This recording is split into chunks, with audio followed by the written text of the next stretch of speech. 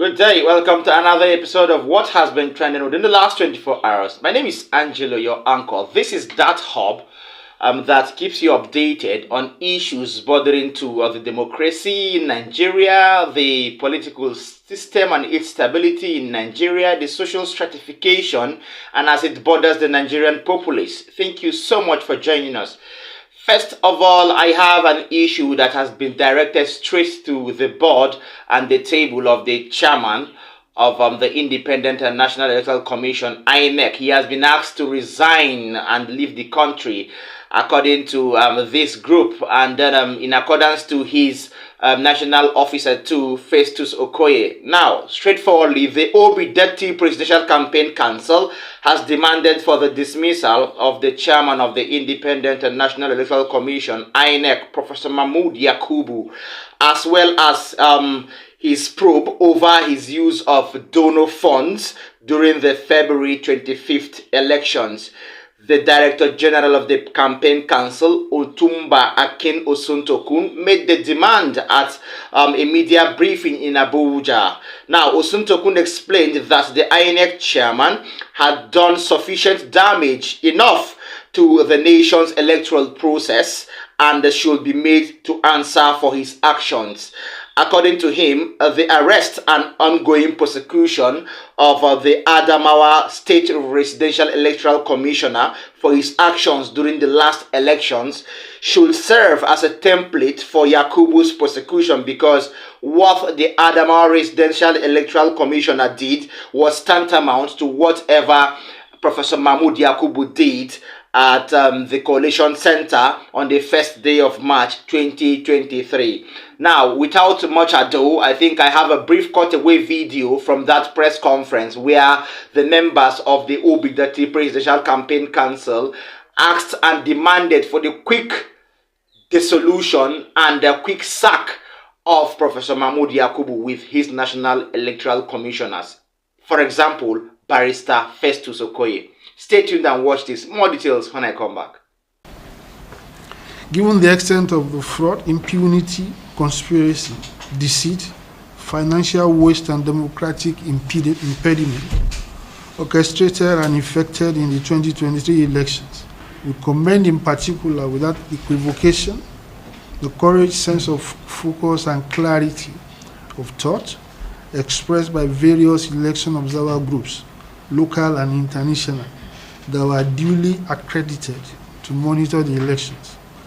The Nigerian Civil Society Situation Room, the United States National Democratic Institute, and National Republican Institute, Joint International Election Observer Mission, the European Union Election Observer Team, Commonwealth Observer Group, the African Union, AU, ECOWAS, and all other regional and local observers all deserve commendation.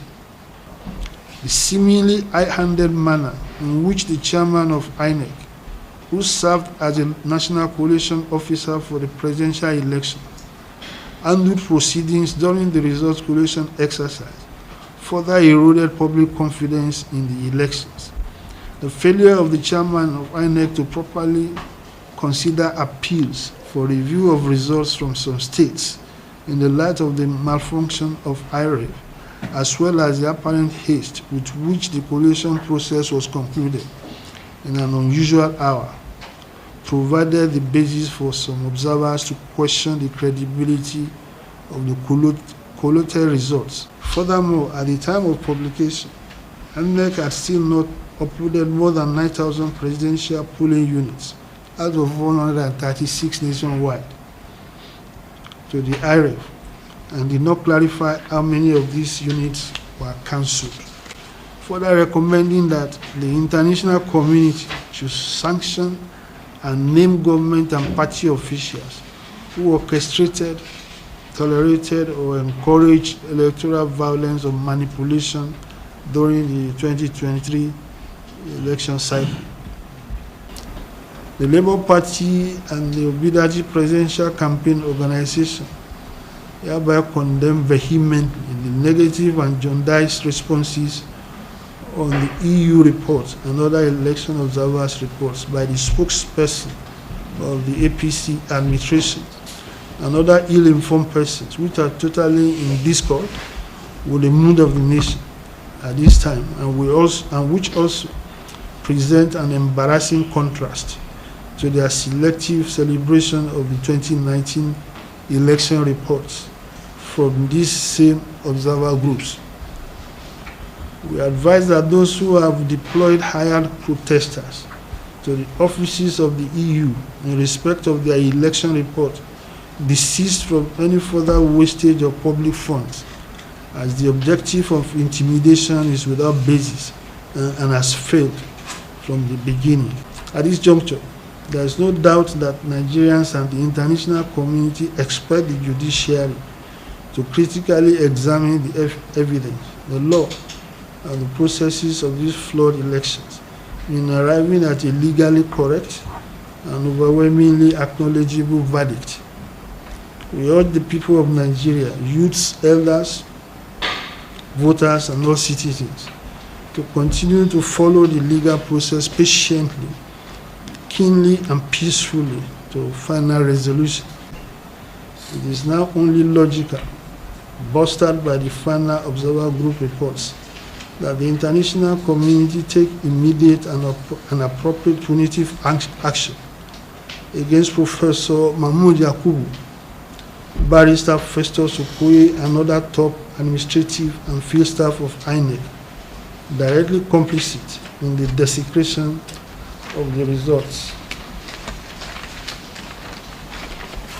We also demand unequivocally the immediate dismissal from office and prosecution of Professor Yakubu and the commencement of forensic financial investigation into the expenditure of budgeted disbursements and donors' funds received by INEC, not least of which is the 300 billion naira appropriated from the national purse, as well as other funds and materials received from international donor agencies. The one was saying something about the INEC, the resident electoral commissioner in Lama State.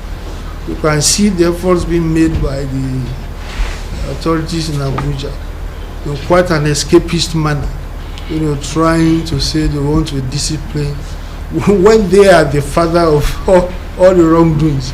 There is nothing that the INEC direct man in Adamawa has done that this INEC in Abuja has not done 10 times worse. So, physician, heal thyself. You are pointing at the beam in somebody's eyes and forgetting the log, in your own eyes. So you see that, as I said, look, you can say we as parties, we as a party, we are partisan, right? So we have reservations and criticism. But what about objectively independent organizations, both in Nigeria and outside, coming to a consensus that this INEC is not credible? If the INEC is not credible, how can we expect results emanating from that same group to be credible?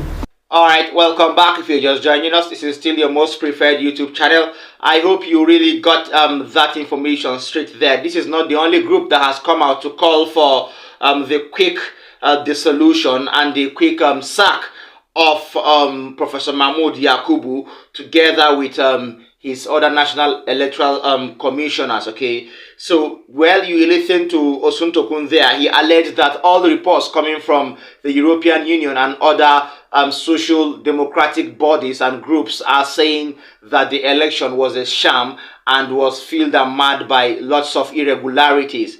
So why will the part of the Presidential Campaign Council be seen as a different view? He reiterated that forget the fact that they are partitions, but it's just so right to say, because other neutral bodies and groups have come out to allege that the election was a sham. So they are not just coming from the party perspective, but from the perspective of all Nigerians. There is that on that particular object. Okay, I hope you got that straight. Before I go further, I'd love to urge our viewers, both old and new, please do well to tap the subscribe button. Also do well to tap the notification bell. Don't Don't forget to watch till the end. Please drop a comment for us in the comment section and share this video to people around you and people outside Nigeria. And finally, I would always urge you to like our video, because when you do all this, I think YouTube has no other option than to make us go viral. Yes, that is that. Now, on the issue of the insecurity bothering the southeast and its environs, it's no longer news that the members of the indigenous people of Biafra, IPOB as they are called, have brought down chaos in the southeast by enforcing a sort of sit-at-home order. To that effect, Governor Hope Uzodinma has spoken about the ongoing sit-at-home order issued by the IPOB, which has caused lots of chaos in the southeast within the last few days and has caused lots of inhabitants in the southeast from going about their usual day-to-day activities. Now, Governor Hope reiterated that he, in collaboration with the Ohaneze Ndigbo, will visit President Asiwaju Bola Ahmed Tinubu to ensure the intervention of the president to bring about peace to the southeast. He even went further to explain what has been going on as regards the sit-at-home and the reaction of Imolites and other southeasterners to this new order by the IPOB. Stay tuned and listen and watch Governor Hope Uzodinma at the State House in Aso Rock why he made this known to newsmen. Stay tuned. More details when we come back. I visited the President, His Excellency, President Bola Ahmed Tinubu, on behalf of the people of Southeast of the country. If you recall, a few days ago, we had a meeting of the leadership of Southeast, political and the non-political leaders, in conjunction with the leadership of Ohaneze Ndigbo.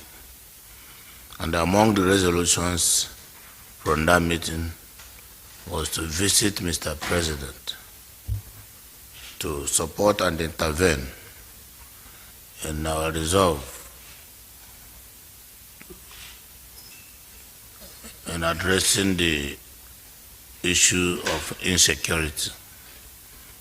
The southeastern part of the country, of course you are aware, has been bedeviled with this high level of insecurity, ranging from banditry, kidnapping, activities of non-government, to the extent that most of the states, out of the 5 states in southeastern part of the country, a lot of resources have been spent. Community efforts have been invested. Yet, the problem seems not to be abating.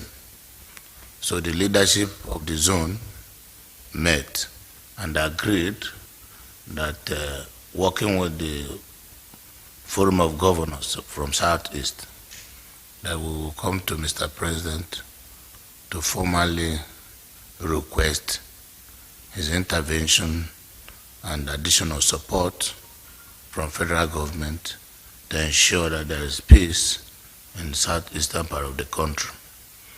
The people of Southeast believe in the unity of the country, and as an integral part of the Nigerian project, also needs serious attention in terms of provision of security for our people to go about their businesses.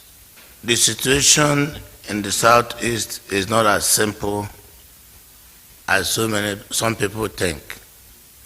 There is no government directive for sit-at-home, neither local government directive, nor any state, nor the zone.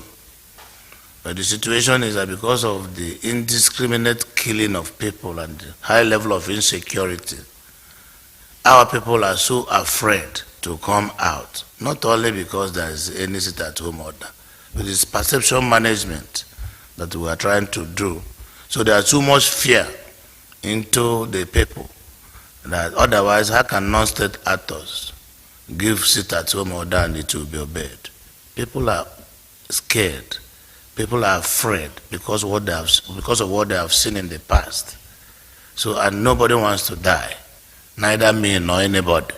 So that is why the moment federal government comes in to step up very high security measures to manage the situation, the sense of security will come back to the citizenry and they will be able to go about their businesses.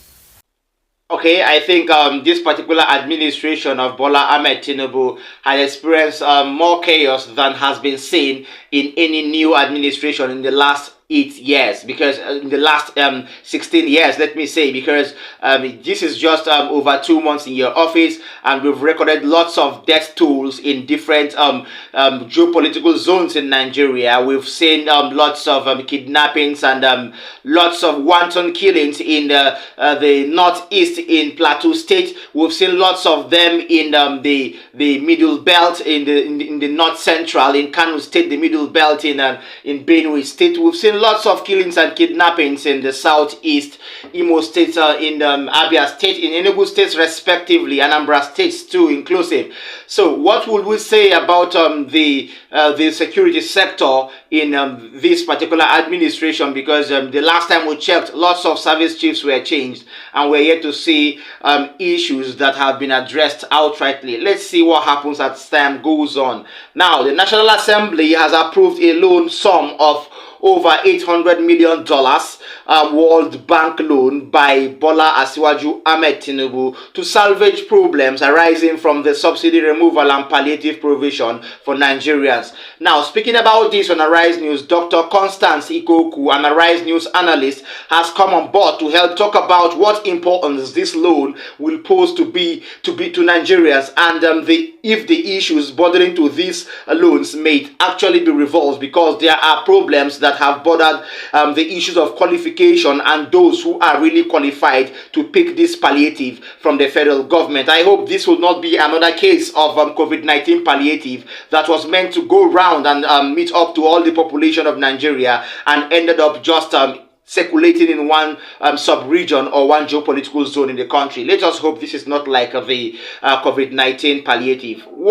Listen to Dr. Constance Ikoku, where she throws more light on the issues bordering to this new loan scheme, or this new money requested by Asiwaju Bola Ahmed Tinubu, the president. There are many different arguments to this discourse. It's a public discourse, right? We've been talking about it for a while. There is, first of all, the 800 million World Bank loan, which some have asked, why do we have to take a loan anyway to do a palliative? You take a loan to do a palliative and then you have to pay back. What's the sense in that? Now, the president is asking for 500 billion naira, still part of the palliative. That is a lot of money. So this money has been approved by the parliament. Of course, they will approve it because the parliament is peopled with his men. He has the Senate president and the Speaker of the House of Assembly. He really got the people he wanted to drive the Senate. What we will see is that most, if not all, of the approvals he wants will be passed by this National Assembly. Then we come to the question, 500 billion. He plans to give 8,000 naira to 12 million families over a period of 6 months. When you give that money over a period of 6 months, what happens after 6 months? Do you leave them to fate or what? So some would then argue, isn't it better to put the 800 million naira dollars and the 500 billion into something more tangible? For instance, public transport. Or find another way to use it, because this is cash you're giving to people. How does it end? And then, like you mentioned, there was the issue of the register. Who is getting this money? What is the criteria? It's supposed to be people in poverty. What is the criteria to determine who is in poverty, who is in extreme poverty? There is a register already flowing from the last administration, because they did a lot of conditional cash transfers. So you have to ask, the conditional cash transfers that were done in that administration, was it effective? Was it impactful? Before you now discuss how you're going to disperse this money that they've given to him. Okay. I hope you've really understood what she really meant there, because her speech, though brief, was at least okay and enough to explain what she was trying to say, because this seems to be another story, another scam, let me say, because if you are the president of the country is requesting for over $800 billion from the National Assembly, which you rubber stamped by yourself and put allies who are very, very loyal to you, that means I am very, very sure, so sure to my utmost inclination and imagination that this particular loan would not be immensely delivered to the whole population or geopolitical zones in Nigeria, thus bringing us to the point where we have begun from the scratch, because this is the same thing we recorded during the COVID-19 palliative time. I hope we don't start afresh, because this is supposed to be a new beginning. Thank you so much for staying with us, and I hope you understood and enjoyed my updates there. See you next time in my next video. Bye.